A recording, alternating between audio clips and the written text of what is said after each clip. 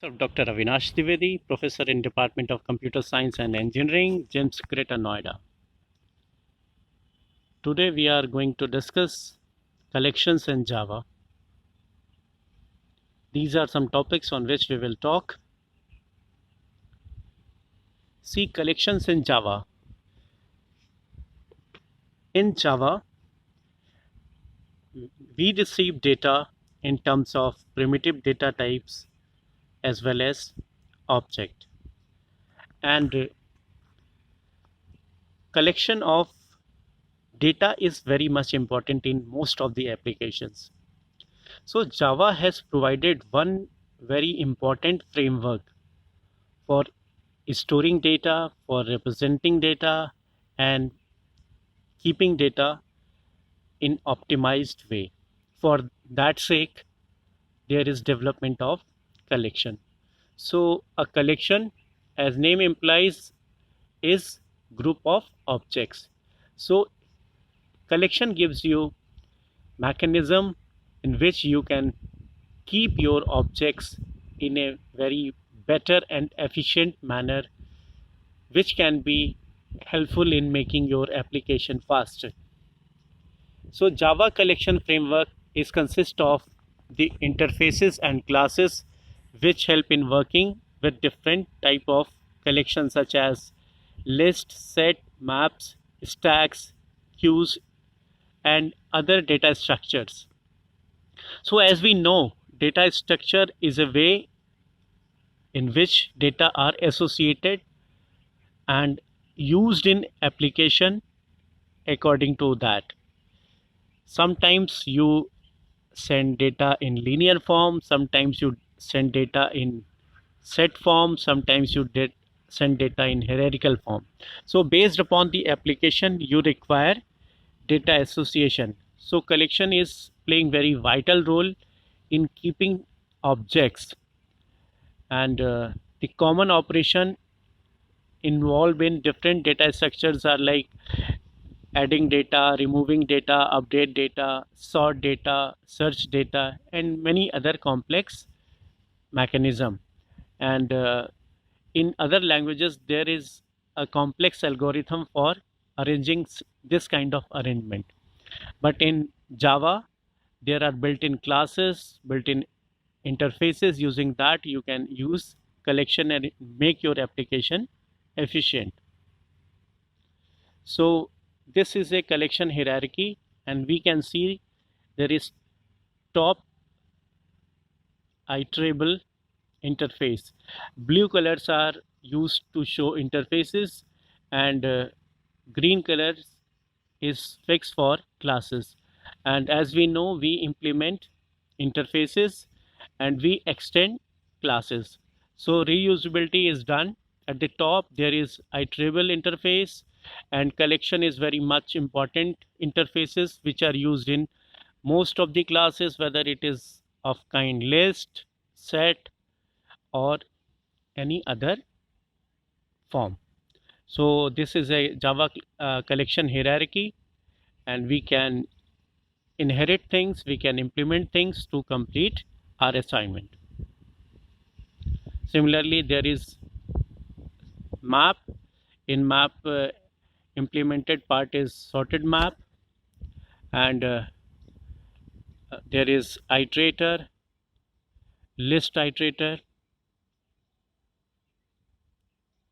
and these are some methods of collection interface. We use to add element, add all, remove, or this kind of method we can use. And these are some other methods of collection interface.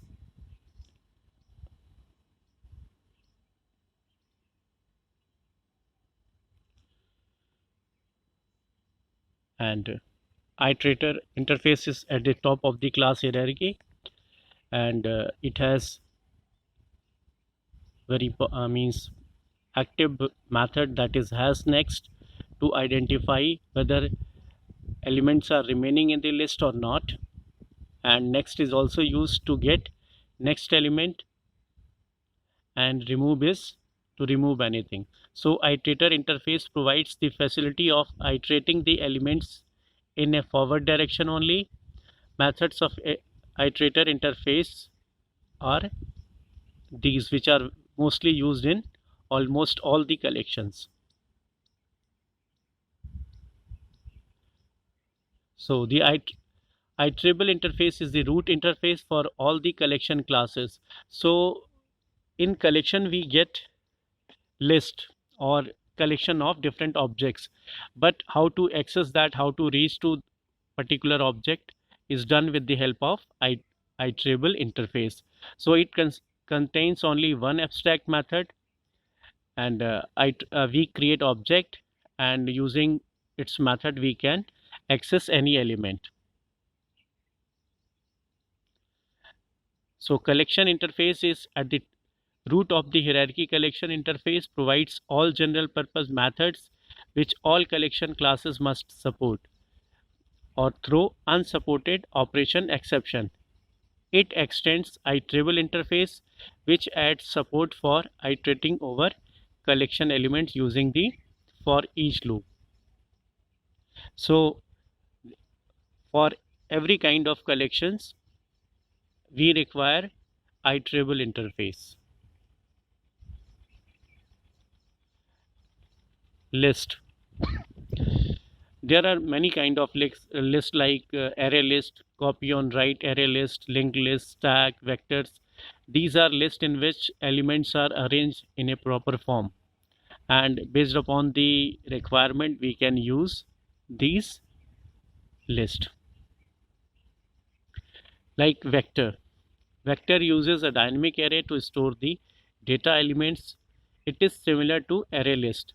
However, it is synchronized and contains many methods that are not part of collection framework. So in vector, what package we import? We import util package. And how we create any vector list? The format is vector, and if you want to store a string type of data, then we mention here a string, and we give name, say v equal new vector and a string, and at last we write parenthesis. So this will create an object of vector. A vector is a kind of list. And how do we add element? We can use add function to add element in vector. So v dot add a, v dot add b, v dot add c. In this way we can add elements in vector. So to print elements of vector we use iterable interface. So how we get? We write iterator, and we are trying to access a string.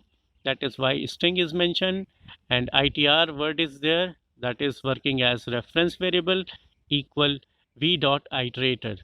So this will receive all the values in the variable itr. So itr will give a reference to a list that we can access with the help of iterator.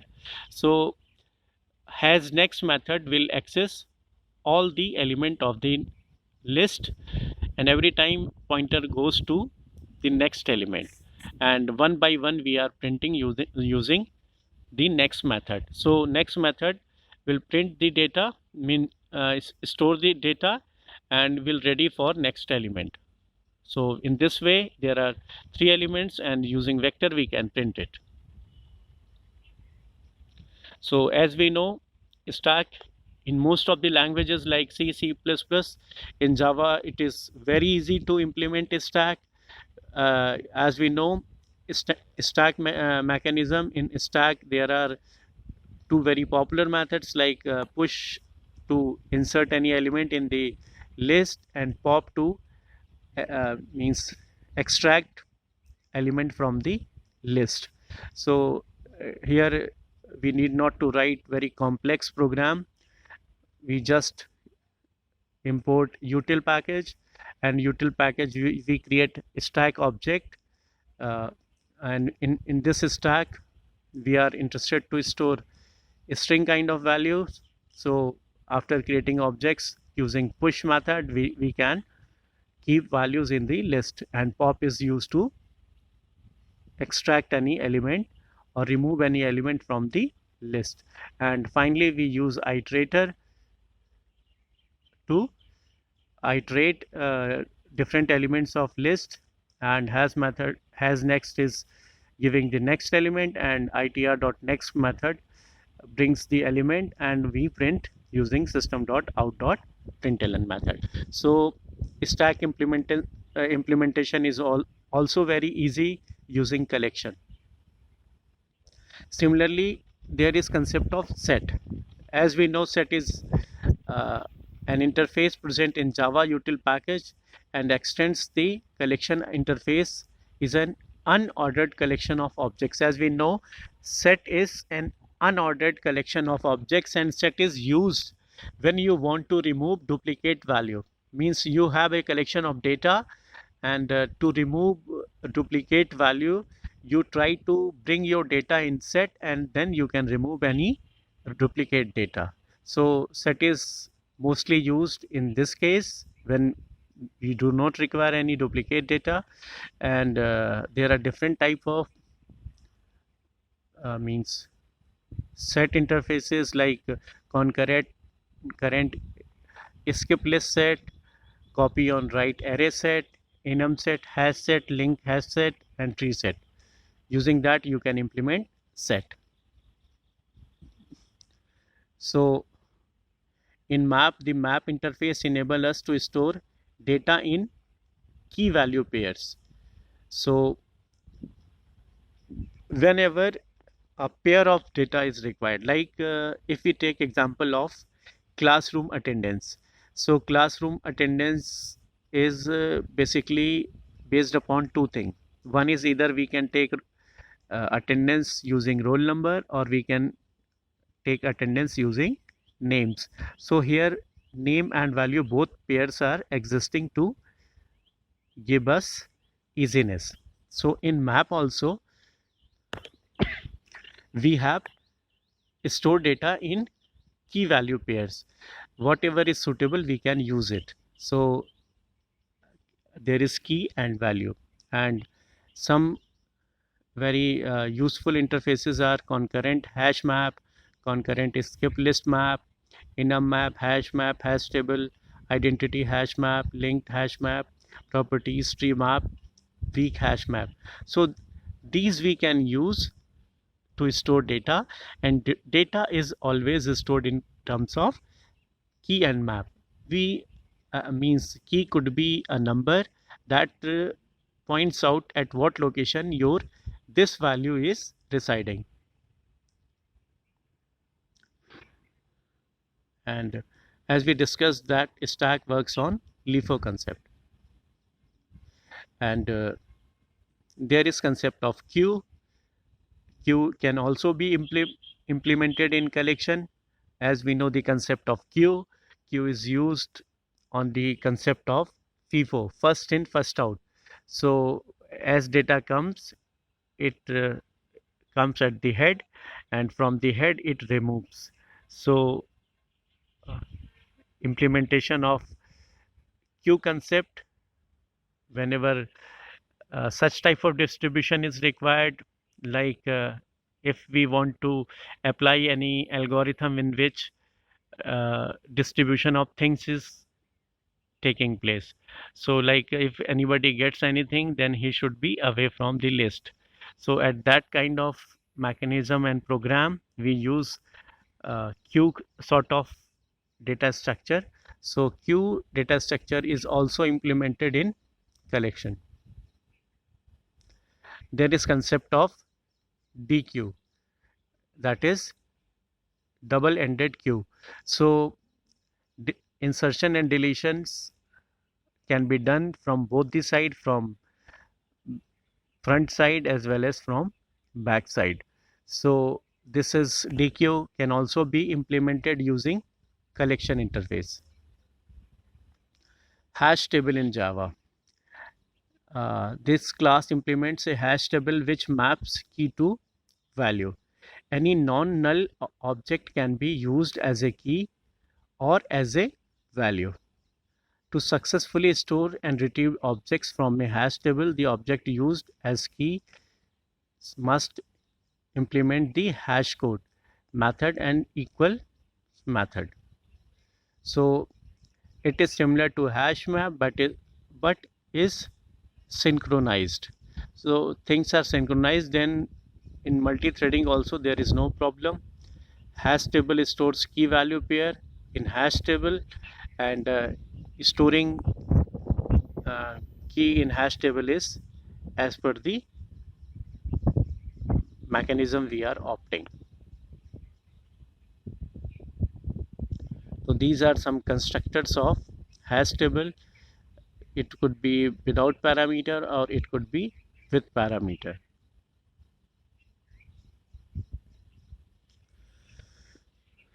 This is a program of a simple program of hash table, and the package which we are using is util package, and in this class we are creating hash table, and key and value are of integer and string type. And once we have created object of hash table, then there is there are two hash table means reference variable we have created. Two objects are created, and we can keep data. And how do we keep data? We are writing h dot put 3 India. So 3 is key here, and India is value. So in key value pair we are inserting data in hash table. Similarly, h dot put 2 is h dot put 1 the best. So there we are keeping key as well as data. And in h1 reference we are using clone function. So what we are trying to create clone of h is again a hash table variable. So it creates a clone of shallow copy of hash table h, and it stores in h1. And we can print h1, and we can clear uh, the values of h using clear function, and we can see the output of data. So after clearing you can remove any data, and we can insert data in key value pairs using hash table. So Java collection and generics. So generics provide type safety. Type safety means once you have mentioned this kind of list or this kind of collection will able to store only this sort of data. So it is type safe. Like Java is a type safe language. If you have mentioned any variable as integer, then you cannot store other kind of value in that integer. Similarly, in collection also, once you have mentioned its type, then you are not able to modify it. So in generic hash map, if you have mentioned that your key value pair will be in integer and string format, and that you can allow. But when we are trying to write map put string c, string 3 and string c, it is not allowed, because in hash map we have mentioned that our key must be of integer type. So there is equals method, hash code method that we use to store data and compare it. And in Java 8 collection you have array list that you use to store data. Like here the array list is of integer type, and in this list you can add different data. And at last line we have mentioned and run one loop in which you are printing all the elements. So how and what is the benefit of collection? So collection is consistent and reusable APIs that helps in keeping objects, and less development time. We are not bound to use complex algorithm. It's means definitions and declarations are present. We need to just create object and we can use it. It increases performance. Code is very simple and clear.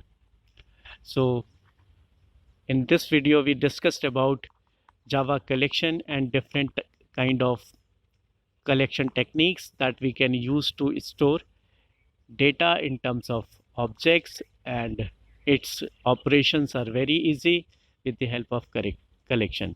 So thanks a lot. In next video we will discuss some more topic.